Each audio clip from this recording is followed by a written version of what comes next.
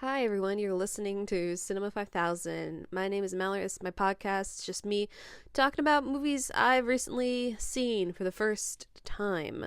I have a bunch of links on my website, cinema5000.com, if you want to check out my Letterboxd. That's where I'm putting episodes of the podcast on YouTube as well for links to check that out. And subscribe to Cinema 5000 on YouTube too if you haven't done that and you're one of those folks who likes to listen to your podcasts on a video service. But yeah, what do we got for the count? We're at 5,737 films. I figured I'd record right now because I'm awake and conscious. I have not been feeling so great today, and I didn't want to drag the podcast into another day just in case I wake up tomorrow and I don't feel good still. Like, I'm operating at like maybe 70%, which is not so great. But I can read my computer screen and look at my letterbox and see what 5 movies I can talk to you about. And so let's just do it. Let's get it done. The first one we're going to talk about is Alien Resurrection from 1997, directed by Jean-Pierre Jeunet.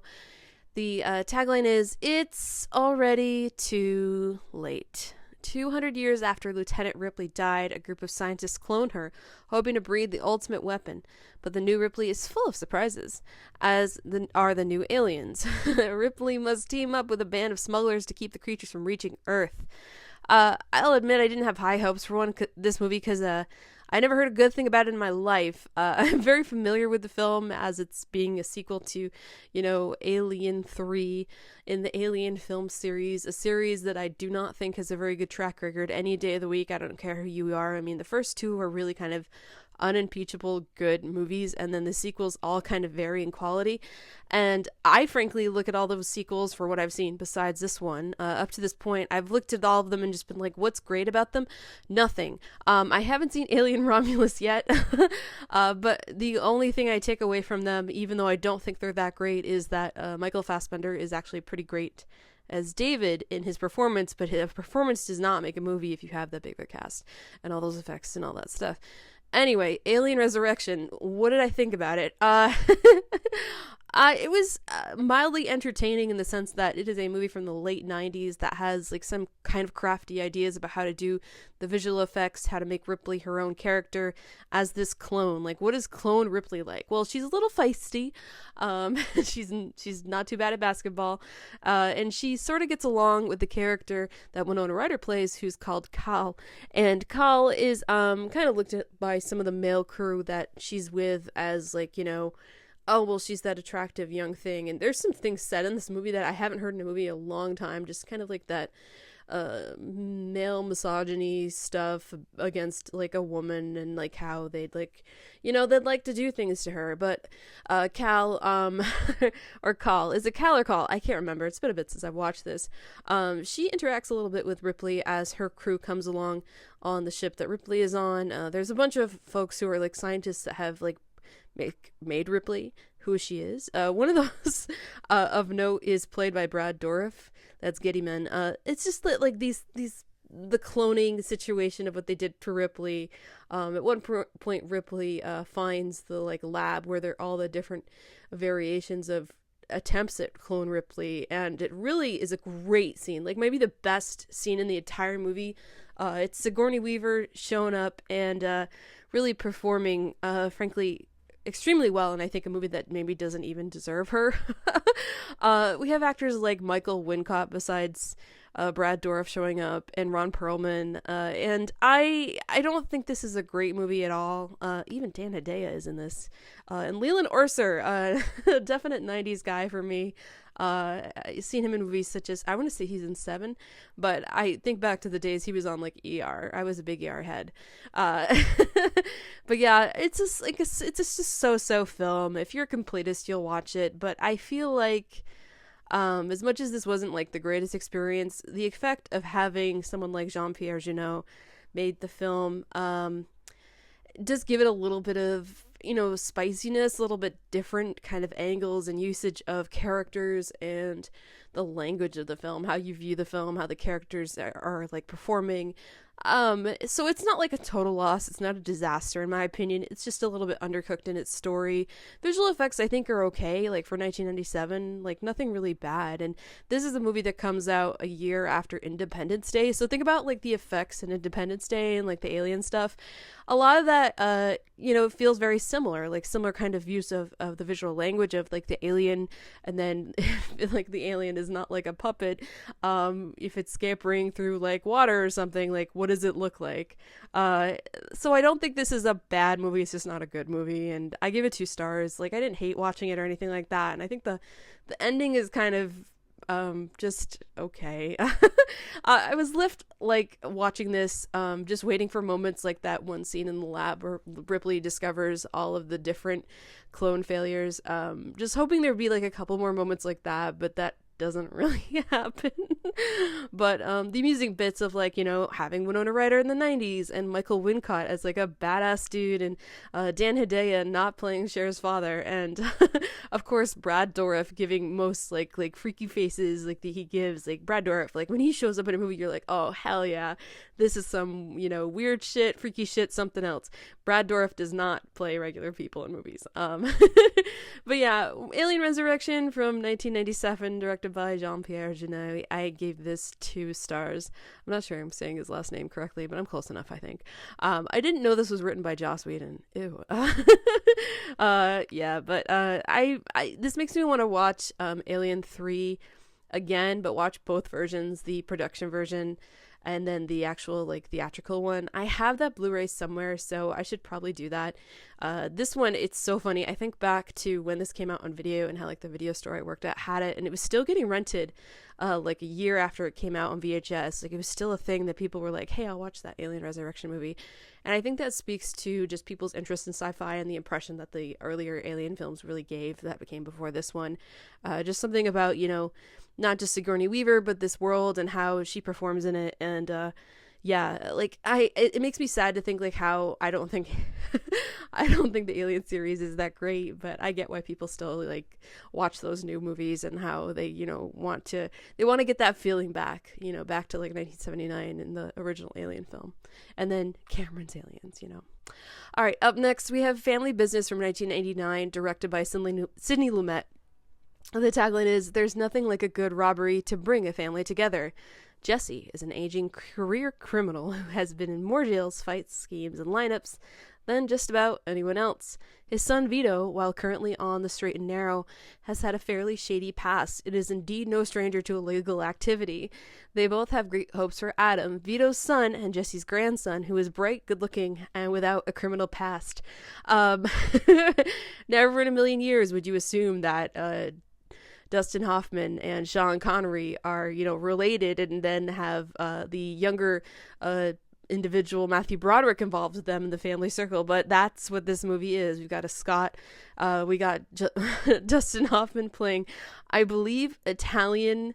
No, wait. His wife is Italian, but he is Jewish, or maybe he's Italian. Okay, I'm messing this up, but essentially this family and its lineage, as we experience events and things they do and the things they talk about, we've got Scottish, Italian, and Jewish family lineage. So it's like a mixed bag of like what this family is, and I think that speaks to the different perspectives that are also shown here in the family, because youngster Matthew Broderick, Adam, who when he finds this deal that he wants to go through with, when he approaches his family, his father Vito basically like is so disappointed in his son, and so like, are you out of your fucking mind, kind of shit. But Dustin Hoffman, I will say, he is that kind of guy. Like every turn he's like a scary dude. There are some things he does that I was like, whoa, Dustin Hoffman is terrifying in this. But Vito's father, Dustin Hoffman, again playing a guy named Vito, Jesse, who is played by Sean Connery, Jesse McMullen, yeah. He's the guy who just has seen it all. He's done every crime. He's a bit of a seductive guy. Like he's really like, hey, if you're gonna do it this way, you do it that way. And like he comes into a room and he just owns the place. So I can see how Adam, coming into this like situation where he has this idea for this score that he wants his family participating in, it should not surprise you that he has the idea that maybe Jesse is into this and will go through with it. So of course, there's some back and forth with the family about how we perform this score, like what's gonna happen, what's gonna go down, and things do not go the way that everybody thinks they will. It seems like a thing that's foolproof, Of course, we're in a movie, but as much as this like sort of tells a familiar tale that if you've seen a Sidney Lumet film, you might be familiar with, like even his movie Before the Devil Knows You're Dead, which I think a lot of maybe younger film fans, like not young, like not teenagers, but folks in their 30s and such might be familiar with. Sidney Lumet has always kind of been, like, to me, a very solid working director. Like his films like Serpico, Dog Day Afternoon, just really tight, great films that don't leave anything on the table. Like it is cut and dry. It is very much like a thing about men and their problems and what they're going through. But then I think about something like Running on Empty, and Running on Empty was the predecessor to this one by like a year. So that's the mixing of those two films together, this family story and then this thing about the life of a criminal. Like what do they do when they do this thing, and how do they run from the law or not? I liked this movie. It was a, how do I say it, not really a sleepy film, but just kind of a movie that doesn't want to be so much about the dramatics of the situation, but just about this family drama angle. And with this score and how it goes down or doesn't go down so well. I was entertained by this. It's like not going to be like one of my favorite movies ever made, of course, or anything like that. But if you're looking, the reason I watched this movie, I'll say this.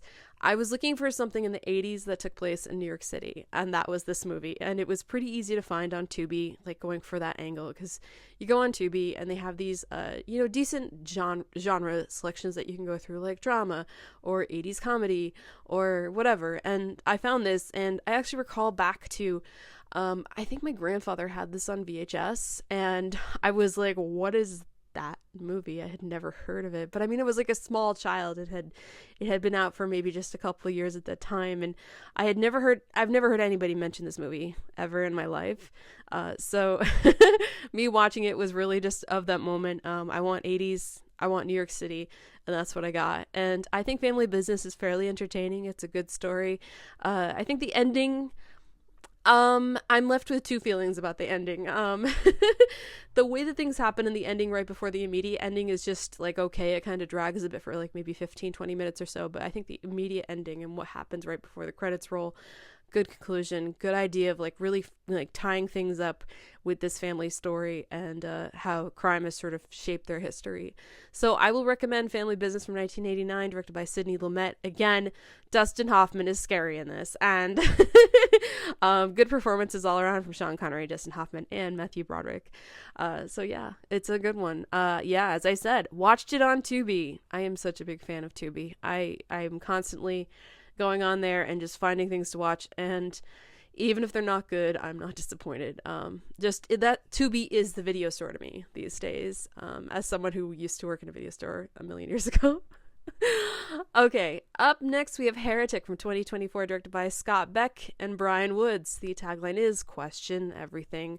Two young missionaries are forced to prove their faith when they knock on the wrong door and are greeted by a diabolical Mr. Reed, becoming ensnared in his deadly game of cat and mouse. Okay, I swear I maybe heard someone say this before. Like, I saw this movie months and months ago, and I'm going to say it now. This movie is...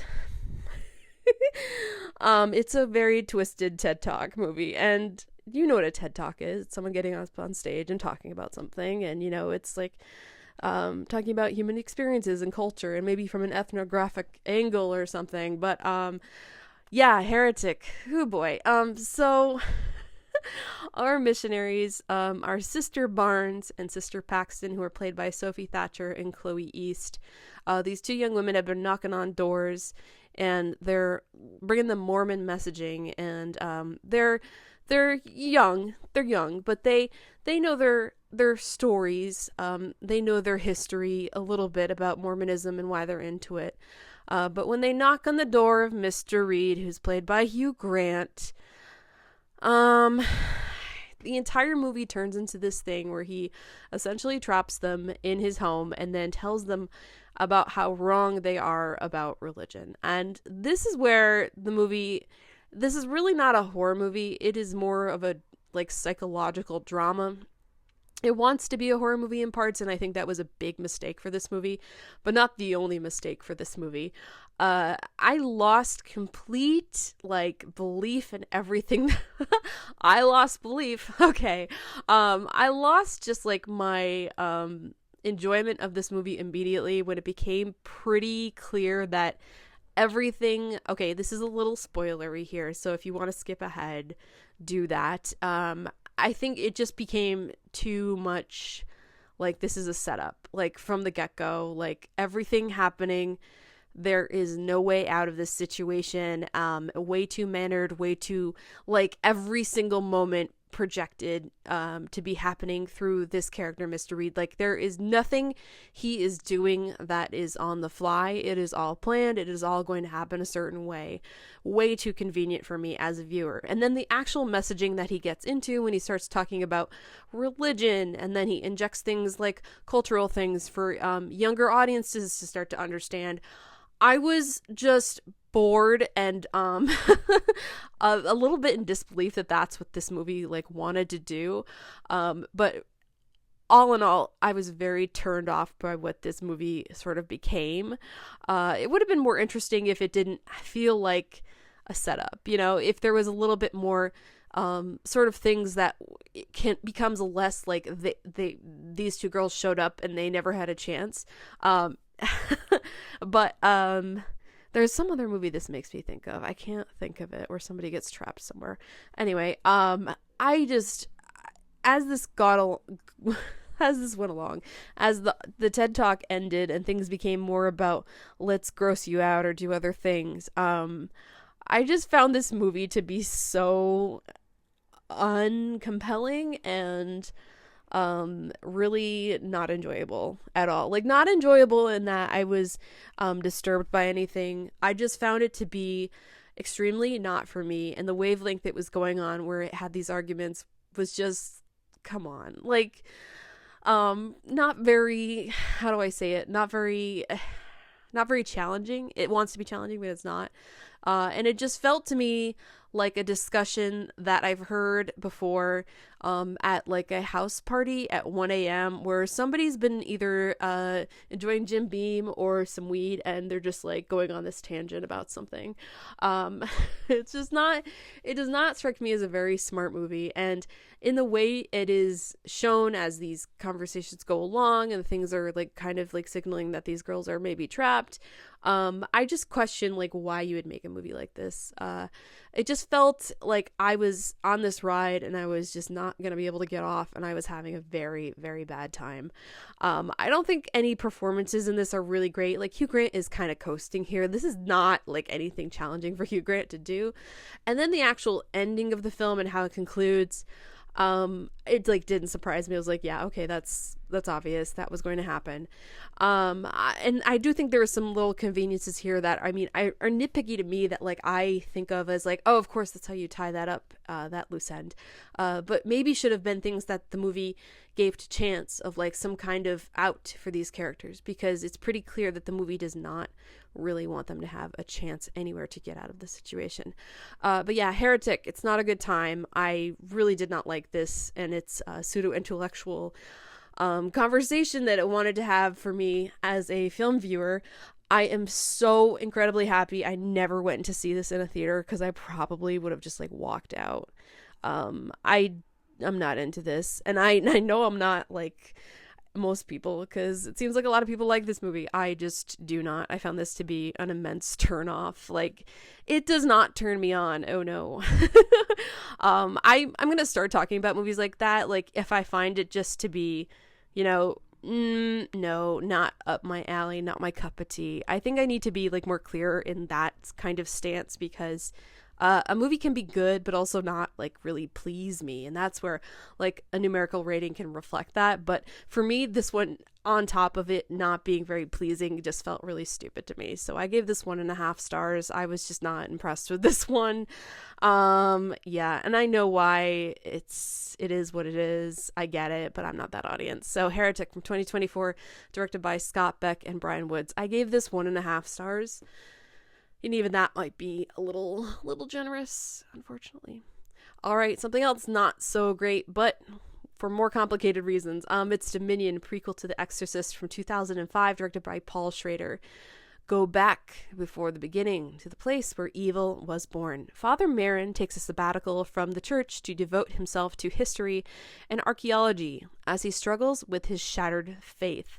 So this was on my horror list of films that I wanted to watch like back in October, spooky season. I watched Exorcist, the beginning, the one directed by Rennie Harlan, and I think I mentioned on the episode where I talked about that, how that was like their do-over of what is this film technically, because there was a script for an Exorcist prequel. Paul Schrader essentially made that movie, and then the studio was not happy with it, so they decided to do a do-over with Rennie Harlan, and then at some point they gave the keys back to Paul Schrader and said, hey, why don't you finish that movie that you made, this movie, Dominion, but we'll give you only so much money to finish it. And so he did finish it. I've been listening to this podcast, it's called Podcasty for Me, and they had done a series about Paul Schrader, and I only just now listened to the episode where they talked about Dominion because I didn't want to like listen to a discussion about a movie I hadn't seen yet, but I like that podcast. I like the discussion they had about Paul Schrader. They also talk about Clint Eastwood's movies on there, but they really go into the fact that this movie had kind of everything against it in its ability to be a successful film for audiences.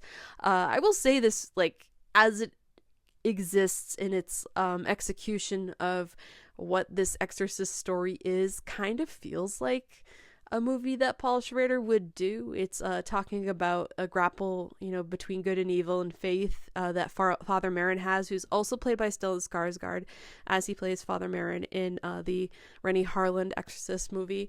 And the battle between good and evil, as this is, like, doesn't quite work for me. It does, like, feel... it's got shades of, like, Exorcist the Heretic in there, and I don't love the movie. I didn't really find a lot of it very enjoyable, and it's a bit slow, and it took me 3 days to finish it. That being said, I think the problem with the movie is it's just maybe too long for what it is. You could tighten this up a bit. It might be a little more interesting. Stellan Skarsgård is fine, but like, yeah, the fact that this movie isn't good shouldn't surprise anybody, because it just feels like a movie that Paul Schrader made because he had to make it, not one he was really passionate about, which I think is too bad. Now, I gave this 1.5 stars, which is the same rating I gave to the Rennie Harlan Exorcist, the beginning. And I think this is a very slightly better movie. It just feels like a movie that's a little more, how do I say it? A little more justified in its existence, as opposed to the Rennie Harlan one, which really feels like a studio cash grab kind of picture. Like, no surprises there. It's maybe a slightly better paced movie, though this one, as it talks about Stellan Skarsgård's character, I think the dramatic angle this one goes for is less horror, and it's more, talking about the faith conversation that the other Exorcist movie I don't think does a very good job at. So while I rate them the same, I prefer this one, but I don't really like this as a movie anyway. But I don't think anybody likes this movie. I don't think Paul Schrader likes this movie. He finished it. He did it. It is what it is. But there's such an interesting story, I think, about how the failure of this movie led to the other movie, and then the actual finishing of this, because this movie was not ever going to be released back in the time that it was finished and ready, because the studio just was like, this is garbage, we can't release this. But then they eventually released it anyway. Go back on Wikipedia, you can read all those details about it if you want to. It's been 20 years or so since that all happened, so I think back to that time and like being like, oh my gosh, we're doing a prequel to The Exorcist. Do I want this? I don't know. I was in my late teen years when that happened, so I don't think I was really so much like a hater of the concept of a movie horror prequel, especially something like The Exorcist. And like, as much as I say this is not a good movie, I, in my mind, think about a better version of what this movie is, and I think Paul Schrader could probably do it, and it'd probably be something I really find appealing. But because this is not his script and this is what this is, yeah, it's not that great. But Dominion, prequel to The Exorcist from 2005, directed by Paul Schrader, it is what it is. I'm gonna give this 1.5 stars. I will say where it's shot in Kenya is actually pretty like great, the setting of it, and the production, especially like the temple, which is essentially like the demon temple. It's a well-made movie. It's just not able to be a successful movie, I guess you could say, and we have to stop making Exorcist movies, period. I know there's another one coming out soon that's Mike Flanagan, but I'm just like, no, that's okay. We don't have to do this, people. Okay, our final film. Hey, it's another sequel. It's Bridget Jones, Mad About the Boy, from 2025, directed by Michael Morris. That's the director of To Leslie. Do you remember To Leslie? Anyway, the tagline is, she's starting a new chapter just as she is. Bridget Jones finally has some luck in her life. She has a great job as a screenwriter, her family, and a new boyfriend. The fact that he's over 20 years her junior isn't the only thing causing problems.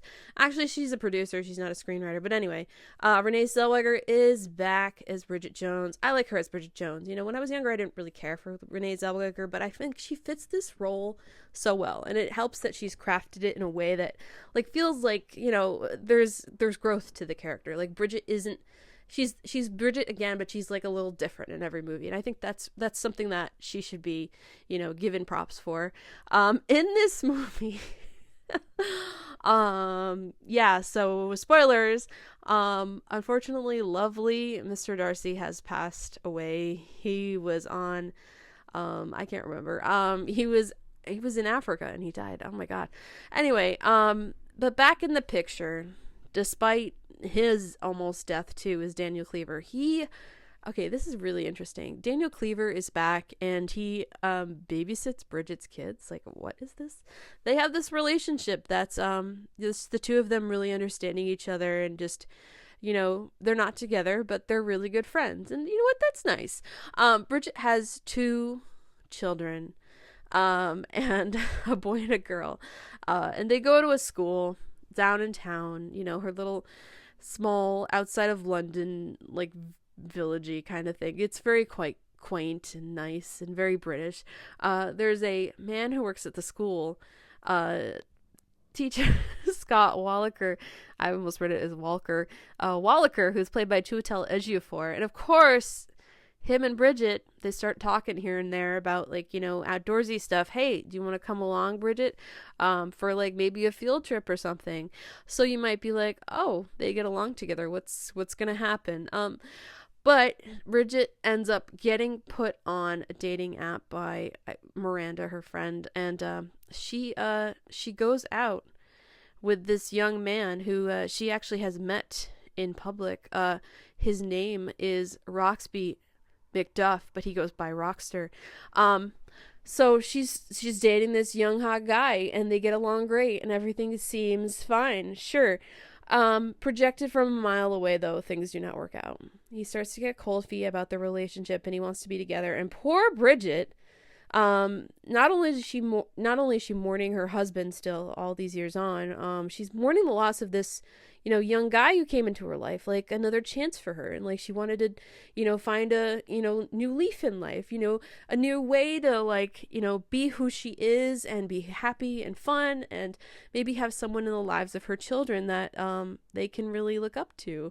I have to say, this movie was just really one note for me. I don't know if other people feel this way about this movie, but its ability to not have any progress in Bridget's character and the experience she has, like, it's all kind of telegraphed from afar. Like, you know what's going to happen, and not in the good way, but like in the very, like, oh, that's all that's going to happen kind of way.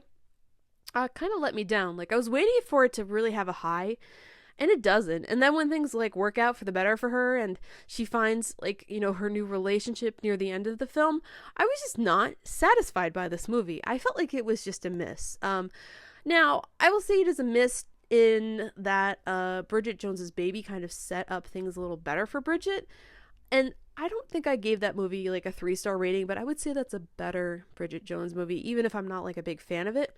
This one was just flat and like not very uplifting in the way that I want a Bridget Jones movie to be. Like, it should have had a little bit more pep in its step and a little bit more whimsy. It felt really, did I say flat? It felt flat. It just didn't quite work for me. And we really only got, the occasional side character doing something fun here besides Renee Zellweger being good as Bridget Jones. So I just couldn't get on board with this one. I rated it 2.5 stars, and now I'm thinking of it. Maybe I should rate it 2. Maybe 2 instead of 2.5, because it's just not, it's not so great. And I'm glad I did. Okay, so this movie got released in the theaters in the UK, and actually worldwide it's been quite successful. But here in the United States, we've been relegated to only see it on Peacock. And watching it on Peacock at home just made me glad I didn't go to a theater to see it, because I would have been really even more disappointed. Now, I don't know about you. I watch movies at home sometimes and I feel like I'm kind of level with the movie a little more if it disappoints me. But when I go see something in the theater, when it's bad, it feels even worse. I think this just isn't quite as successful as I would like it to be. And I'm not even like a Bridget Jones head or anything like that. I think the movies are fine for the most part, but the first one is of course the best. I think Bridget Jones's Baby is very entertaining, and that's got the pump, the oomph in its step that this one just doesn't have. So Bridget Jones, Mad About the Boy from 2025, directed by Michael Morris. I rated this 2.5 stars. Yeah, you get Renee Zellweger, yeah, you get Hugh Grant, but it just doesn't kind of have the goods that it needs, I think, to be a successful film, unfortunately. So that is the episode, but what movies am I going to be talking about on the next episode? Well, I'm not feeling so hot today, but in case I get to the movies tomorrow night, I'm going to go see The Rule of Jenny Penn. I don't know anything about this movie other than it's John Lithgow, Jeffrey Rush, and a doll. I've heard not great things, but I am so curious about this movie. I'll say it, I'm unfortunately more curious about that movie than Mickey 17, which I know came out this past weekend, but I just don't know if I'm going to like that movie. I'm more curious about the unknown than the kind of movie that I've just heard sounds like it isn't going to be for me. Despite some actors I like in it. So we'll see. And of course I have tons of movies to watch that I own on DVD that I just have. And I am into my James Bond films. I actually just last night watched From Russia with Love, which I hadn't seen since, I must have been like 13 years old or 12 or so. Rented it on VHS back in the day from the video store.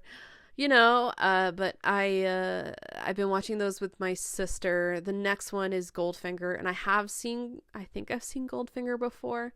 If I haven't, we'll talk about it on the episode, but if you follow along on my Letterboxd, it's linked on cinema5000.com. There you can see my ratings as things go along, and I have a list on my Letterboxd for the James Bond films where I'll be like ranking them in order of favorites and stuff. I'm really curious like how I'll feel about all those movies as we get through them, because I have to say From Russia with Love was noticeably better than Dr. No for many reasons. It was like night and day, like the difference and the progression of like how like scripting and production and just how the movie was made, period, like worked so much better. But yeah, I'm Mallory. Thank you so much for listening to this episode. We'll talk next week about what I've seen. Oh gosh, I just realized Black Bag comes out Friday. Yeah, I'll see that one. That'll be on the next episode for sure. Definitely excited by that one, this new Steven Soderbergh film. So cinema5000.com, I got links on there. Cinema5000 on Bluesky, and send an email to cinema5kpod@gmail.com. And of course, I'm on YouTube. Videos on YouTube. You might be listening on YouTube. You can subscribe and you'll get all the updates when all the new podcast episode uploads are on there. Again, thanks for listening, and I'll talk to you soon. Okay, bye.